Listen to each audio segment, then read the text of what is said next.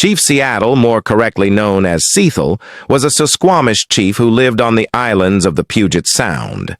As a young warrior, Chief Seattle was known for his courage, daring, and leadership.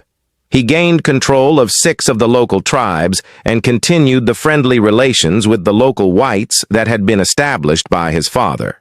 His now famous speech was believed to have been given in December 1854. There are several versions of his letter. Chief Seattle was the largest Indian I ever saw, and by far the noblest looking.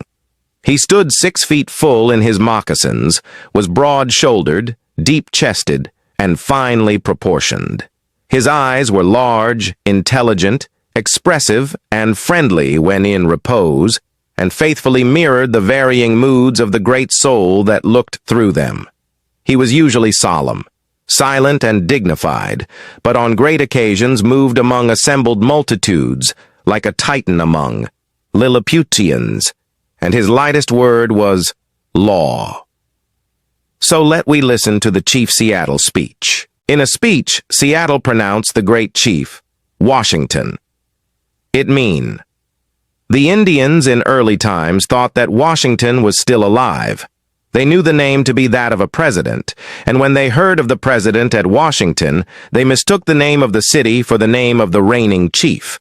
They thought also that King George was still England's monarch, because the Hudson Bay traders called themselves King George men. This innocent deception the company was shrewd enough not to explain away, for the Indians had more respect for them than they would have had they known England was ruled by a woman. Some of us have learned better, so let we listen to the Chief Seattle speech. The great chief in Washington sends word that he wishes to buy our land. The great chief also sends us words of friendship and goodwill. This is kind of him, since we know he has little need of our friendship in return. But we will consider your offer, for we know that if we do not sell, the white man may come with guns and take our land. How can you buy or sell the sky, the warmth of the land? The idea is strange to us. If we do not own the freshness of the air and the sparkle of the water, how can you buy them from us? We will decide in our time. What Chief Seattle says, the great chief in Washington can count on as truly as our white brothers can count on the return of the seasons. My words are like the stars. They do not set. Every part of this earth is sacred to my people. Every shining pine needle, every sandy shore, every mist in the dark woods, every clearing and humming insect is holy in the memory and experience of my people. The sap which courses through the trees carries the memories of the red man. The white man's dead forget the country of their birth when they go to walk among the stars. Our dead never forget this beautiful earth, for it is the mother of the red man. We are part of the earth, and it is part of us. The perfumed flowers are our sisters. The deer, the horse, the great eagle, these are our brothers. The rocky crests, the juices in the meadows, the body heat of the pony and man all belong to the same family. So, when the great chief in Washington sends word that he wishes to buy our land, he asks much of us. The great chief sends word he will reserve us a place so that we can live comfortable to ourselves. He will be our father, and we will be his children. But can that ever be? God loves your people, but has abandoned his red children. He sends machines to help the white man with his work, and builds great villages for him. He makes your people stronger every day. Soon you will flood the land like the rivers which crash down the canyons after a sudden rain. But my people are an ebbing tide. We will never return. No, we are separate races. Our children do not play together, and our old men tell different stories. God favors you, and we are orphans. So we will consider your offer to buy our land, but it will not be easy, for this land is sacred to us. We take our pleasure in these woods. I do not know. Our ways are different from your ways. This shining water that moves in the streams and rivers is not just water but the blood of our ancestors. If we sell you land, you must remember that it is sacred and that each ghostly reflection in the clear water of the lakes tells of events and memories in the life of my people. The waters murmur is the voice of my father's father. The rivers are our brothers, they quench our thirst. The rivers carry our canoes and feed our children. If we sell you our land, you must remember and teach your children that the rivers are our brothers and yours, and you must henceforth give rivers the kindness you would give any brother.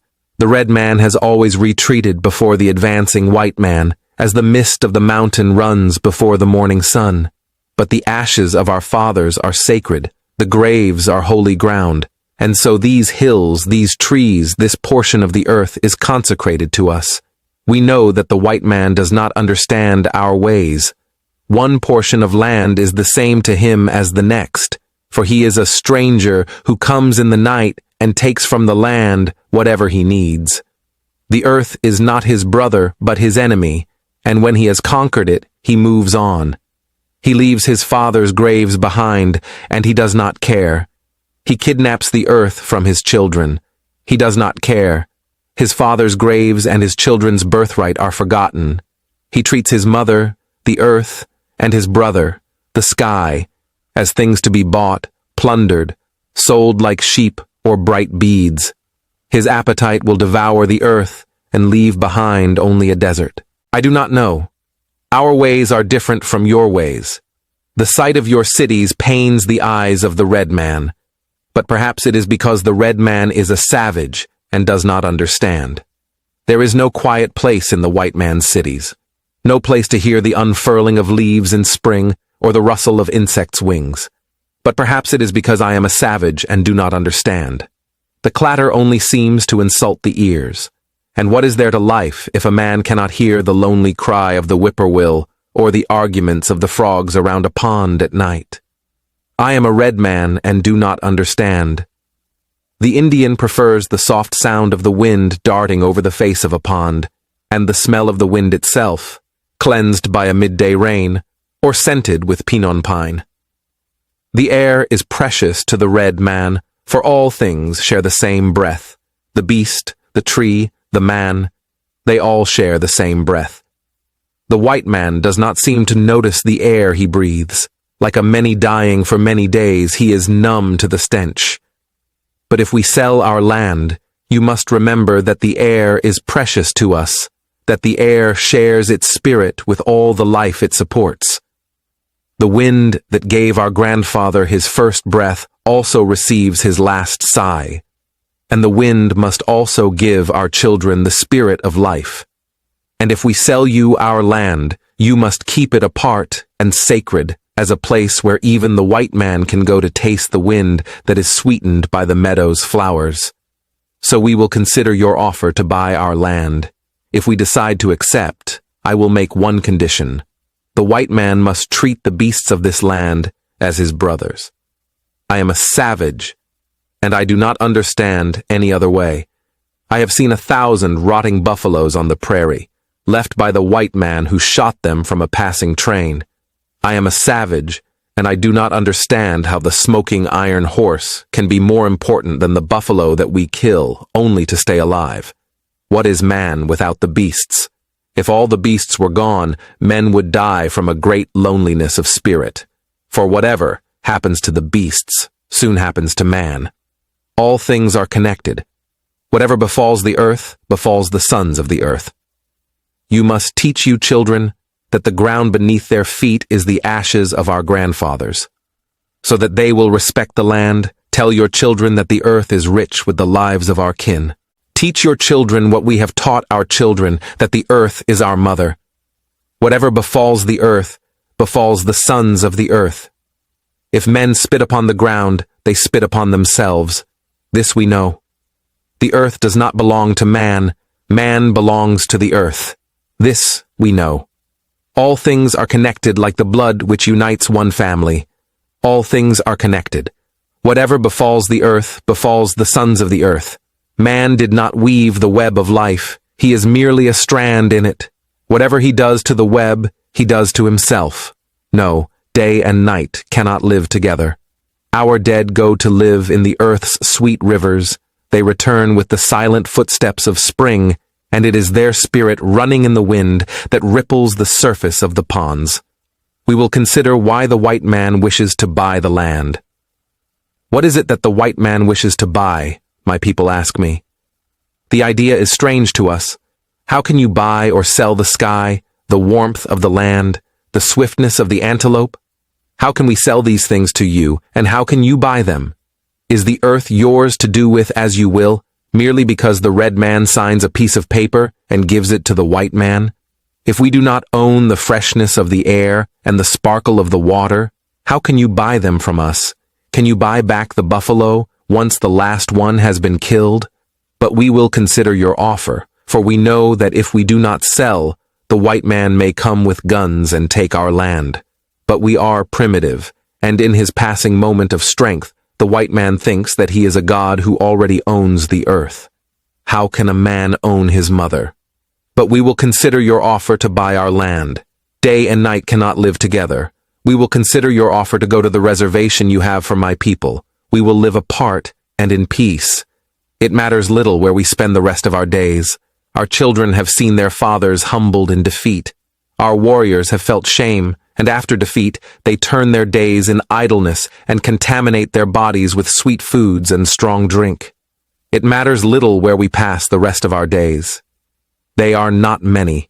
A few more hours, a few more winters, and none of the children of the great tribes that once lived on this earth or that roam, now in small bands in the woods, will be left to mourn the graves of a people once as powerful and hopeful as yours. But why should I mourn the passing of my people? Tribes are made of men, nothing more. Men come and go like the waves of the sea. Even the white man, whose God walks and talks with him as friend to friend, cannot be exempt from the common destiny. We may be brothers after all. We shall see. One thing we know, which the white man may one day discover our God, is the same God. You may think now that you own him as you wish to own our land, but you cannot. He is the God of man, and his compassion is equal for the red man and the white.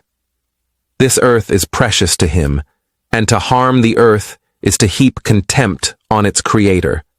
The whites too shall pass, perhaps sooner than all other tribes. Continue to contaminate your bed, and you will one night suffocate in your own waste. But in your perishing, you will shine brightly, fired by the strength of the God who brought you to this land, and for some special purpose gave you dominion over this land and over the red man. That destiny is a mystery to us, for we do not understand when the buffalo are all slaughtered, the wild horses are tamed, the secret corners of the forest heavy with the scent of many men, and the view of the ripe hills blotted by talking wires. Where is the thicket? Gone. Where is the eagle? Gone. And what is it to say goodbye to the swift pony and the hunt, the end of living and the beginning of survival? God gave you dominion over the beasts, the woods, and the red man, and for some special purpose, but that destiny is a mystery to the red man. We might understand if we knew what it was that the white man dreams, what hopes he describes to his children on long winter nights, what visions he burns onto their minds so that they will wish for tomorrow. But we are savages. The white man's dreams are hidden from use, and because they are hidden, we will go our own way. For above all else, we cherish the right of each man to live as he wishes, however different from his brothers. There is little in common between us, so we will consider your offer to buy our land. If we agree, it will be to secure the reservation you have promised. There, perhaps, we may live out our brief days as we wish. When the last red man has vanished from this earth, and his memory is only the shade of a cloud moving across the prairie, these shores and forests will still hold the spirits of my people. For they love this earth as the newborn loves its mother's heartbeat. If we sell you our land, love it as we've loved it. Care for it. If you get something of this video, please subscribe our Life YouTube channel and share it others. Thank you very much.